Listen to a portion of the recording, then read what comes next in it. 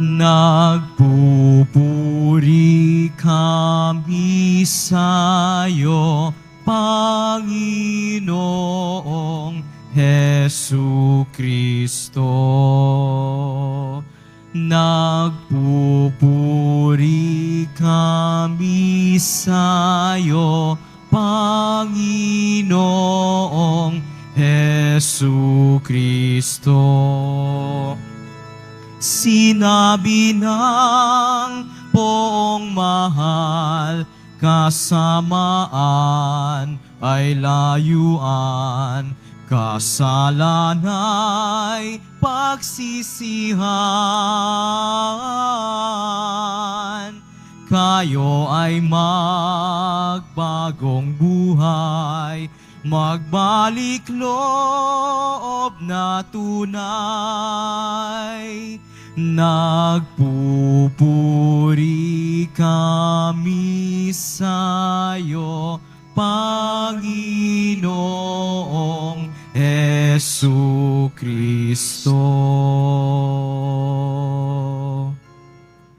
Sumainyo ang Panginoon. At sumaiyo rin. Ang mabuting balita ng Panginoon ayon kay San Mateo. Papuri sa iyo, Panginoon.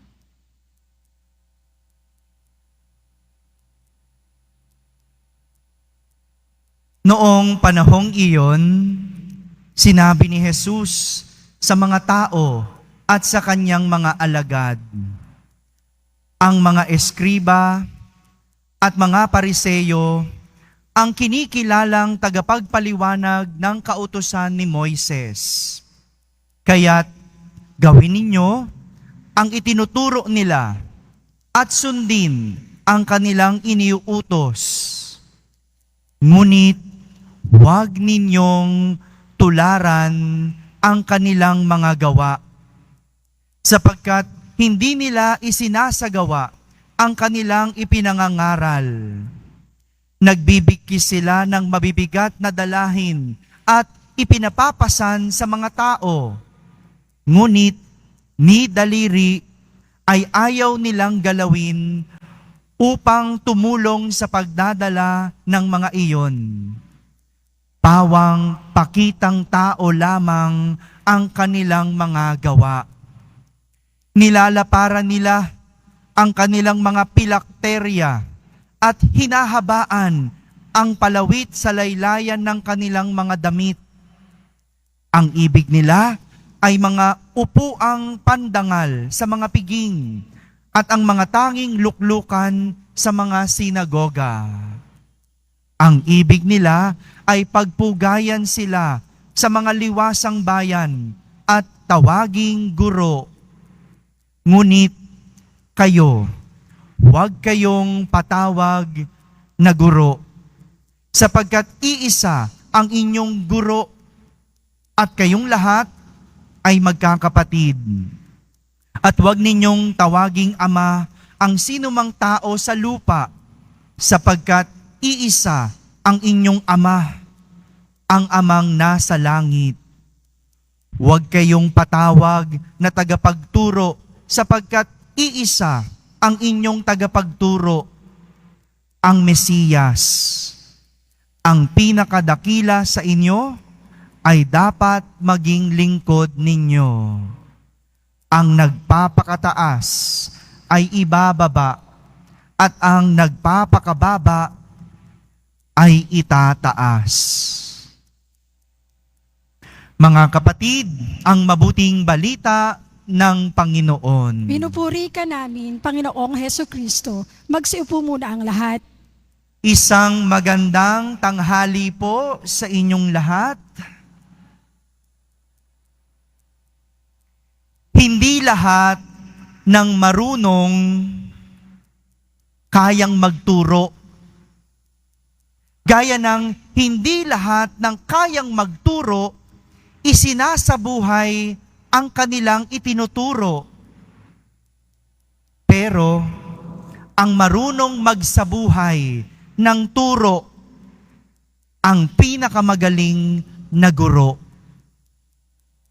Ang marunong magsabuhay ng turo, ang magaling na guro.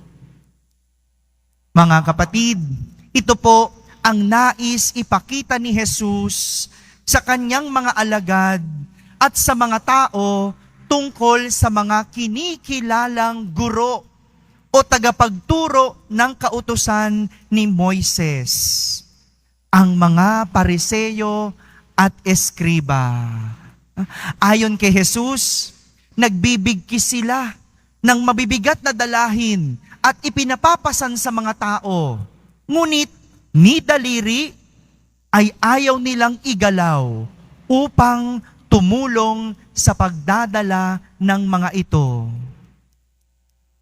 Sa madaling salita, magaling lang silang magmando pero hindi marunong gumawa. Kumbaga, puro ngawa, walang gawa. May kilala po ba kayong ganon? Yung ang galing mag-utos, no? Gawin mo to, no? Pero siya, hindi gumagawa. No? Marami niyan sa opisina, no? Ang galing mag-utos, pero pag siya yung gagawa, hindi naman kaya. No? Sa eskwelahan, meron din yan. No? Yung mga kaklase mo na ang galing, alam ang tamang gawin, alam ang mabuti, pero pag wala yung teacher, tignan mo, hindi naman niya ginagawa. Kaya nga, ang tawag ni Jesus sa ganitong mga gawa ay pakitang tao. Pakitang tao. O hindi ba, yung kaopisina mo na magaling magmando, kapag nandyan ang boss, siya yung pabibo. Siya yung kilos ng kilos. Pero pag nakatalikod ang boss, mando ng mando. Ganon din yung mga kaklase mo, yung hindi gumagawa kapag walang teacher. Pero kapag nandyan ang teacher, kahit walang wawalisin, nagwawalis. Di ba? Ang tawag doon, pakitang tao. Kaya nga, ang babala sa kanila ni Jesus ay gawin ninyo ang itinuturo nila at sundin ninyo ang kanilang iniuutos. Ngunit, huwag ninyong tularan ang kanilang gawa sapagkat hindi nila isinasagawa ang kanilang ipinangangaral. Ganyan ang mga Pariseo at Eskriba. Magaling magturo, pero hindi isinasabuhay ang kanilang itinuturo. Naalala ko tuloy yung kwento ng isang nanay. Yung isang nanay, galit na galit. Kasi nabasag yung kanyang paboritong vase. Di ba, ganyan yung mga nanay, no? Pinatawag yung kanyang 2 anak at pinangaralan, no? Galit na galit yung nanay. Pinagagalitan niya yung kanyang anak at pinaamin kung sino ang nakabasag. Walang umaamin. Siyempre, galit yung nanay no? Alam mo mangyayari. No?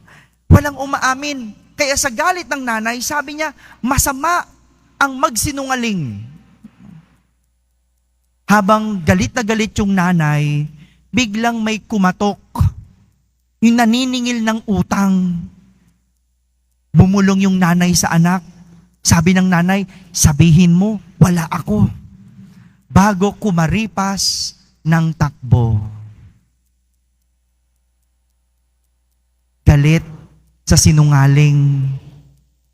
Pero ang nanay, guilty tayo sa ganyan, no? Minsan ganyan din naman tayo. Galit tayo sa magnanakaw, pero tayo nangungupit. Galit tayo sa taong hindi makapagpatawad, pero ikaw, ang tagal na niyang galit sa puso mo.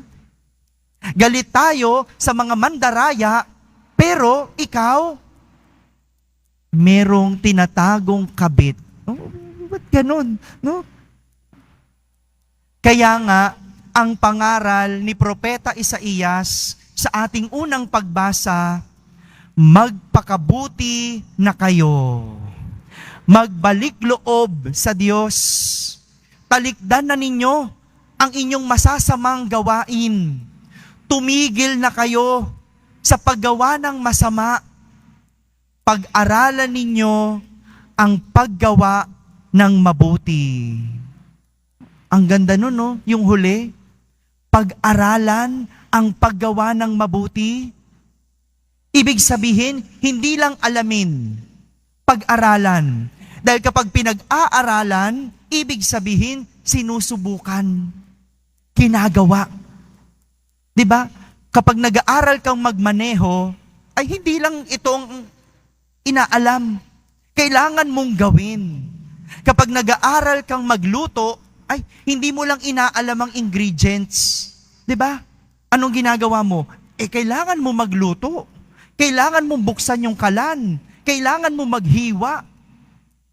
Kaya yan yung sinasabi ni Propeta Isaías. Pag-aralan ang paggawa ng mabuti. Kung minsan kasi, alam natin, pero hindi na natin naisa sa buhay. Nakalimutan na natin ang paggawa ng mabuti. Nasanay kasi tayo. Nasanay kapag galit, mananakit. Nasanay kapag nagulat, magmumura. No? Merong ganun. No? Yung konting kibot, palamura. Yung sa isang sentence, 5 mura. No? Ba't ba may ganun? No? May kilala ba kayong ganun? Yung palamura. No? Nasanay na kasi. Kaya, you have to unlearn the bad things that you have used to do. Nasanayan mo lang. Pag-aralan mo uling maging mabuti. Yung kapag nagagalit, pag-aralan mong magtimpi. Kapag nagugulat, pag-aralan mong wag magmura. Ang dami-daming salitang pwedeng sabihin, bakit mura? Yung pag-aralan mong magpatawad. Pag-aralan mong maging mabait. Pag-aralan mong wag mangupit. Magtipid. Ito yung paanyaya sa atin. Kaya nga tayo nagsisimba, kaya tayo nagdedebosyon para matuto ulit na maging mabuti. Mga kapatid, ito po ang paanyaya sa atin ng ating mga pagbasa at ng panahon ng Kwaresma, ang pagbabalik sa paggawa ng mabuti. Pagbabalik sa paggawa ng mabuti.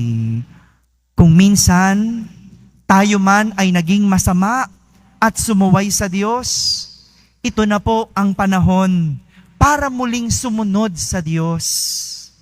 Dahil ang sabi ng ating Salmo Responsorio, ang masunurin sa Diyos ay sasagipin niyang lubos. Amen. Amen.